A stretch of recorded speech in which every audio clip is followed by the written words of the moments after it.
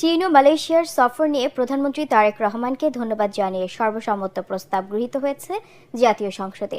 শনিবার অধিবেশনের শুরুতে ধন্যবাদ প্রস্তাব উত্থাপন করেন স্থানীয় সরকার মন্ত্রী মির্জা ফখরুল ইসলাম আলমগীর।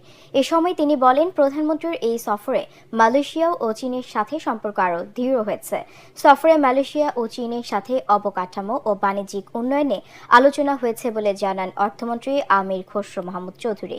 পরে ধন্যবাদ প্রস্তাবের সমর্থন জানিয়ে বিরোধী দলীয় নেতা শফিকুর রহমান বলেন, দেশের স্বার্থ রক্ষা করে সরকারকে সহযোগিতা করতে আন্তরিক বিরোধী দল। তবে সফরের চুক্তির বিষয়গুলো সংসদে আনতে সরকারের প্রতি আহ্বান জানান তিনি। পরে ধন্যবাদ প্রস্তাব স্পিকার সংসদের কাছে উত্থাপন করলে তা কণ্ঠভোটে গৃহীত হয়। এই ভিজিটে উনি যে একটা বেঞ্চমার্ক, যে মানদণ্ড স্থাপন করেছেন, এটা আগামী বাংলাদেশের রাজনীতিতে শুধু নয়, বিশ্বের সাথে বাংলাদেশের কি সম্পর্ক হবে সেটা নিশ্চিত করেছে।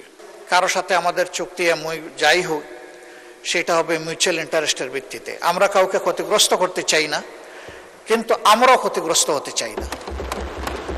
এই ভারসাম্যটা রক্ষা করেই আগামীর পলিসি যেন পরিচালিত হয়। আমি মাননীয় প্রধানমন্ত্রীর সুস্বাস্থ্য এবং দীর্ঘায়ু কামনা করছি এবং তার সরকারের সফলতাও কামনা করছি। যারা এই প্রস্তাবের পক্ষে আছেন তারা হ্যাঁ বলুন, যারা এই প্রস্তাবের বিপক্ষে আছেন তারা না বলুন।